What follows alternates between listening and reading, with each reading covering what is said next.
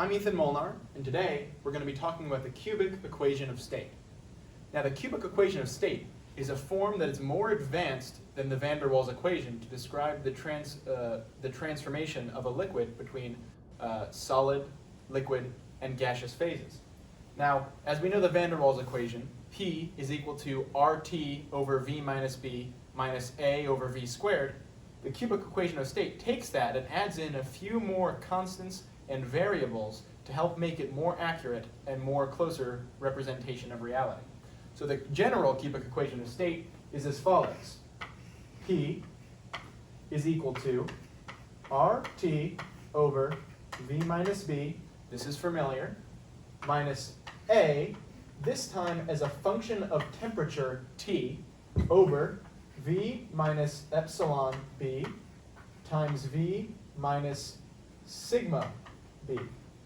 Now, for the general cubic equation, epsilon and sigma are both different constants that change depending on which cubic equation of state you're working with.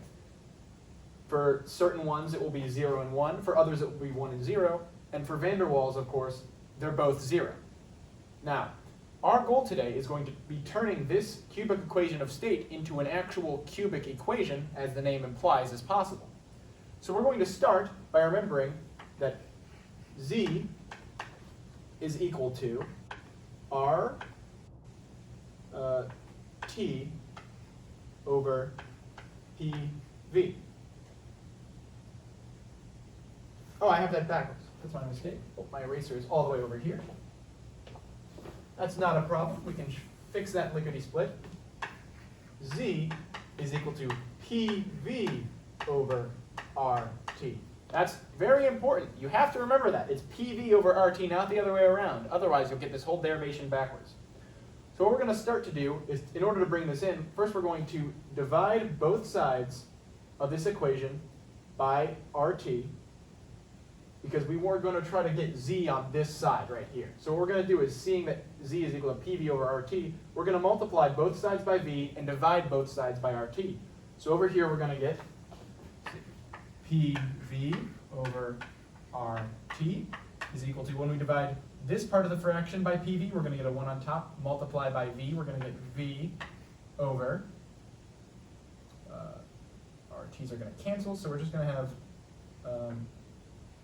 V, oh, no, just V minus B right here on the bottom, minus, when we do the same thing over here, we're going to divide by RT and multiply by V, so we're going to have A as a function of T times V over RT, V minus epsilon B, V minus sigma B, right there.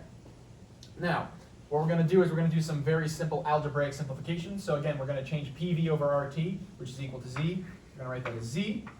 This, we're going to realize we can pull out a V from this bottom part of the fraction here. So V minus B can actually be rewritten as 1 minus B over V all times V. So that when those V's cancel, we're left with 1 over 1 minus B over V.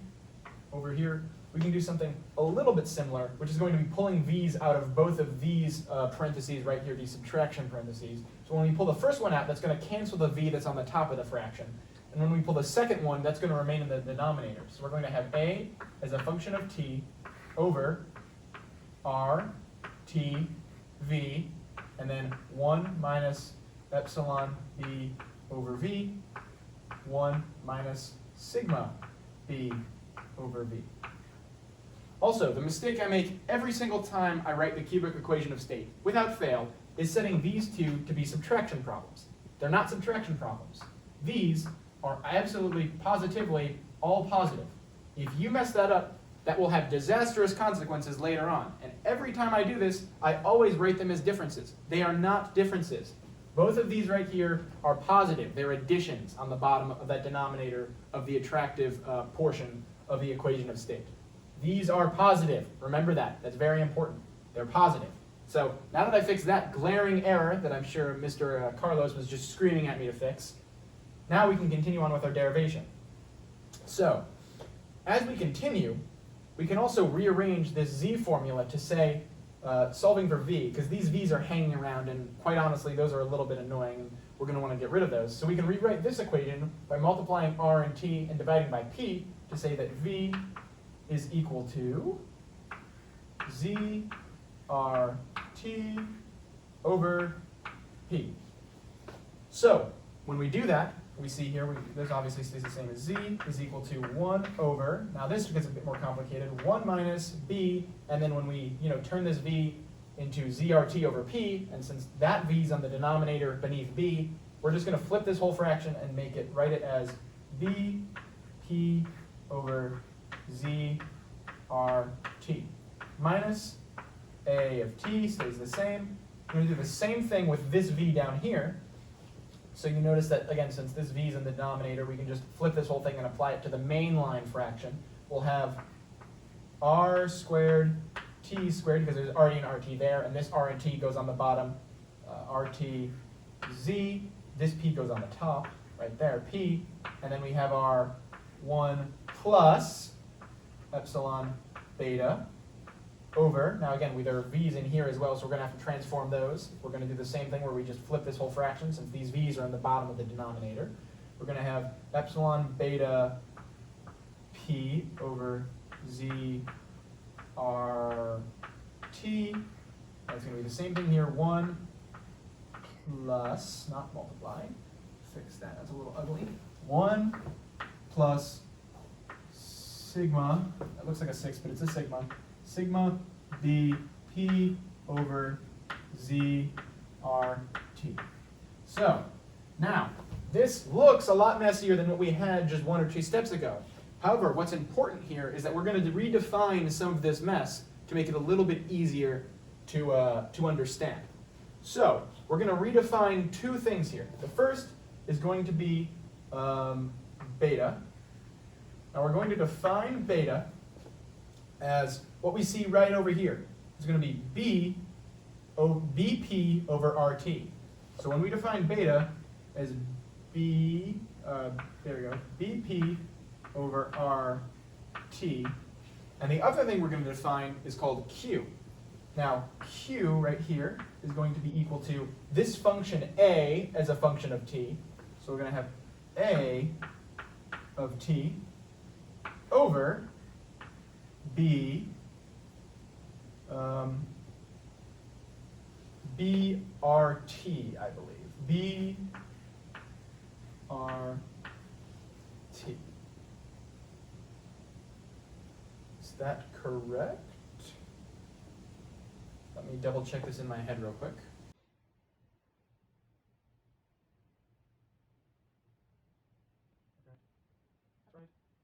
Yes. This is... Yes, I believe this is correct. If this is not correct, I'll come back to it when I realize it's not correct, and we'll fix it.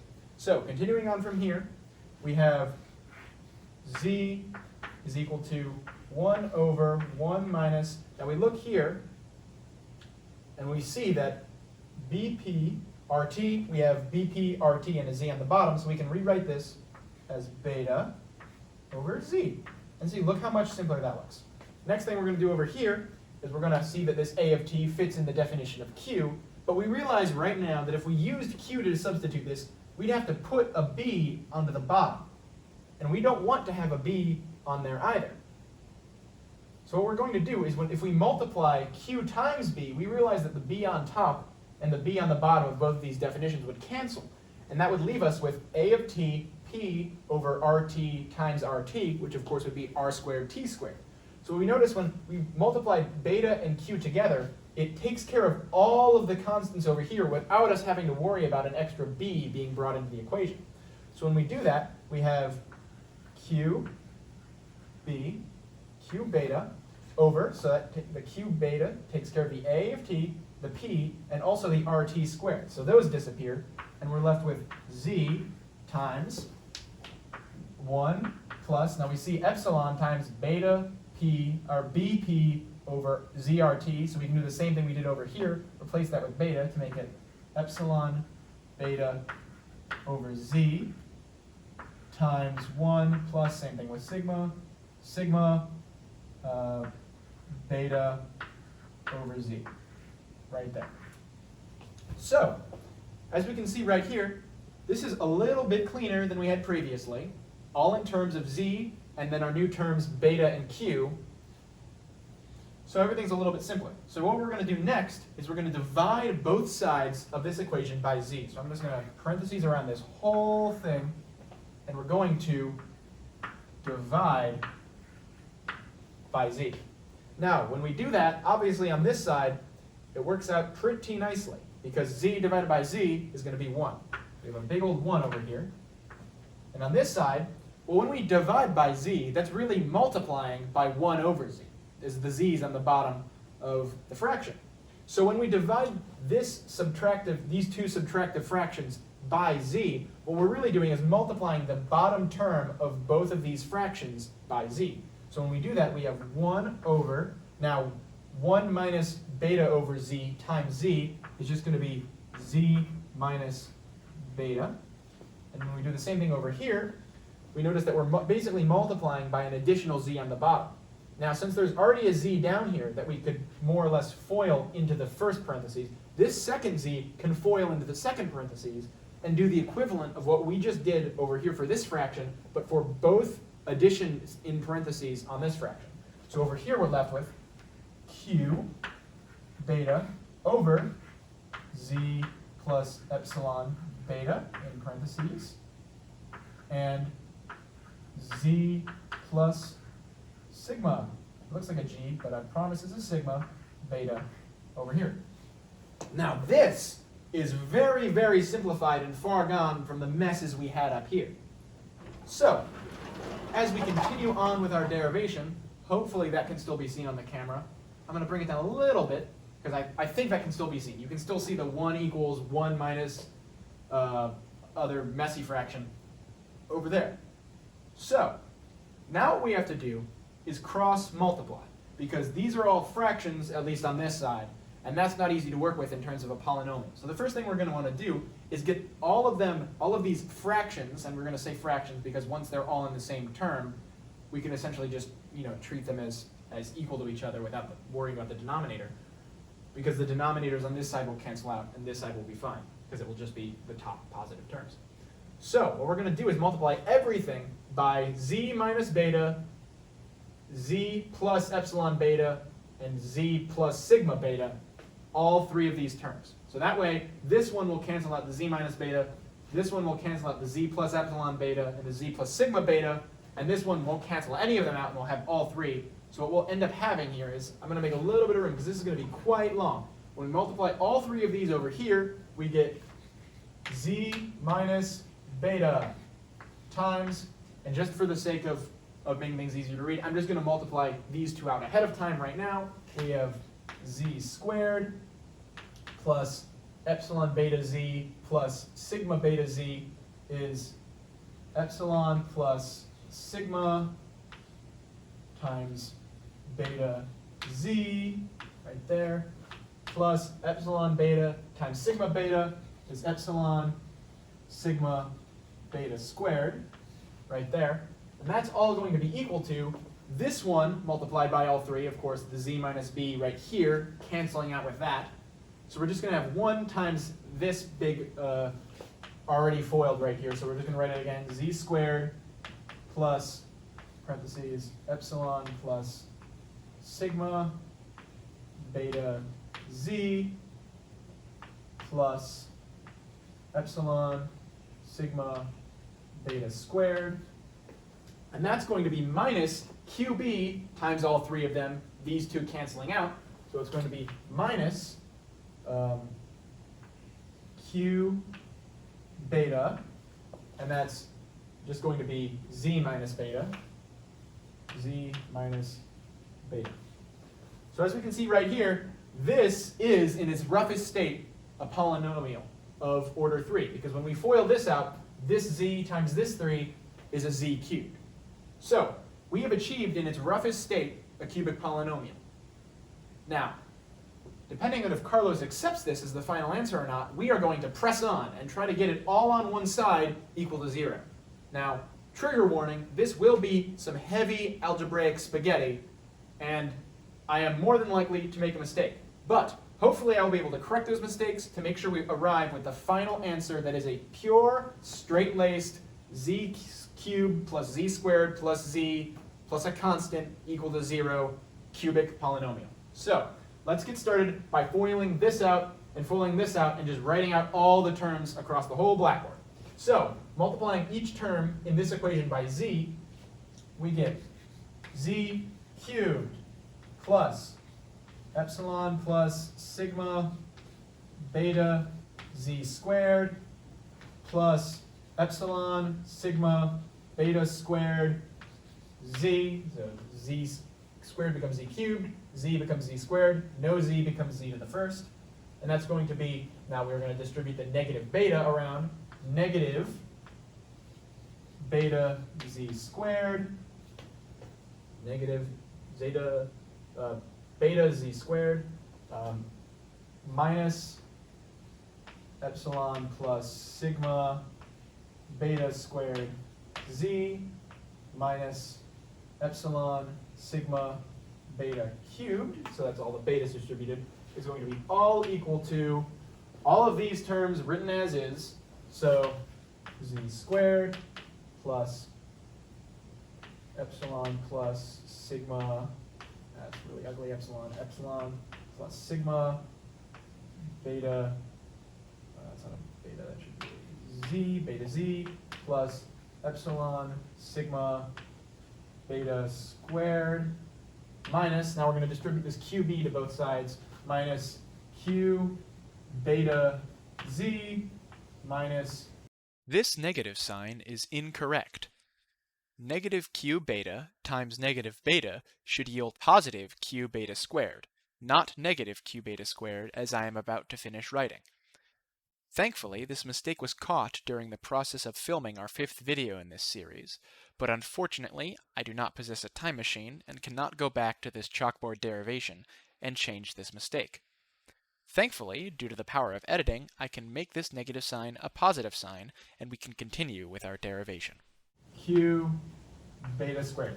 So this is our fully expanded and foiled polynomial.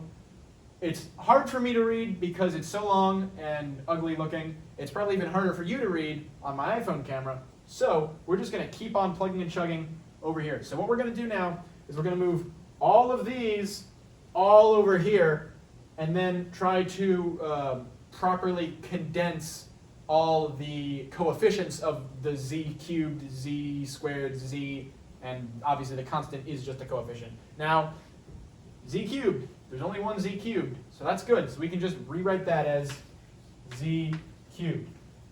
So now the next one is going to be plus some ugly, really ugly thing in parentheses times z squared. So what we're going to do is we're going to put a little box around all the z squareds I can find. So here's a z squared right here. This is a z squared right here. Here is a z squared. And that's there are 3 z squareds. It's going to be epsilon plus sigma. This doesn't really look like a sigma. Sigma beta. So it's epsilon beta plus sigma beta minus just beta minus 1. Because this is positive over here, but when we move this over, it's going to be negative. So we have positive epsilon beta plus sigma beta, and it's going to be a minus beta, and then minus 1 z squared. So since we do have a little bit room left, and I'm sure the other ones are going to be equally complicated, we'll scoot everything over and just have a minus 1 z squared right there. There we go. So that's our z squared term. Next is going to be the single z term. So what I'm going to do is I'm going to draw triangles, but they're not going to be very triangular. They're just going to have points at the top. So probably going to be houses, so pentagons with points at the top. Or maybe we'll just do one, a little one of these, a little caret. So if it's a z, it'll get a caret over top. So it's a negative, it's a caret. This gets a caret, and this gets a caret. So what we have here is going to be plus, I'll do this in parentheses, we have epsilon sigma beta squared z. So epsilon times sigma times beta squared z. And then a minus epsilon beta squared and a minus sigma beta squared. So minus epsilon beta squared minus sigma beta squared. So that takes care of these.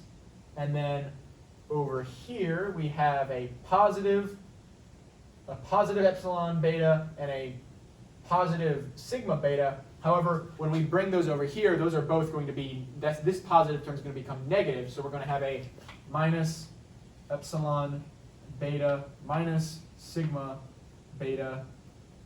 And then right here we're going to have a minus q beta minus, well, this minus q beta is going to become positive because, again, we're positive bringing this one over. So it's going to be a positive q beta all times z. So we can see this one so far is the messiest of all the coefficients right here. Quite a few terms in there. Almost all of them except for this one and the last one being negative.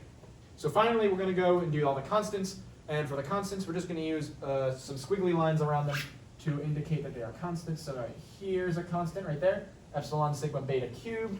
This right here is a constant right there. And right here finally is a constant. So our constants are going to be this and this and this. So as we can see, this is going to be negative. This one right here is also going to be negative because it's positive here. When we bring it over to this side, it will become negative. And this one is going to be negative. So when we bring that over, it's going to become positive. So we're going to have plus, parentheses, and we're going to do this one first because it's positive. It's going to be plus q beta squared minus, this one over here is an epsilon sigma beta cubed. So we'll write epsilon sigma beta cubed. And then finally right here, this is going to be another negative. It's going to be minus epsilon sigma beta squared, and parentheses, because those are all added together as the constant, is equal to a big old 0. So we can see right here, this is the final form of our cubic polynomial. Now, yes, it is possible to technically simplify it more by, like, for example, pulling a beta out of here and leaving this as 1 over beta, or pulling a beta out of here, or pulling a beta squared out of there. And you can do that. I find it makes it a bit more complicated when writing a code, because then you have to remember to include that final multiplication by beta, or beta squared or whatever, in the code as well after you write all this out plus the fractionals. And so I find it's better to just leave it in this form. But this right here is our final answer. Z cubed plus epsilon beta plus sigma beta minus 1 all times z squared plus epsilon sigma beta squared minus epsilon beta squared minus sigma beta squared minus epsilon beta minus sigma beta plus q beta all times z plus q beta squared minus epsilon sigma beta cubed minus epsilon sigma beta squared is equal to 0. And that is the final cubic equation of state. You can't see it up there, but cubic equation of state's right on that second top chalkboard. And this right here, put a little star, is the final answer. So, thank you, and good night.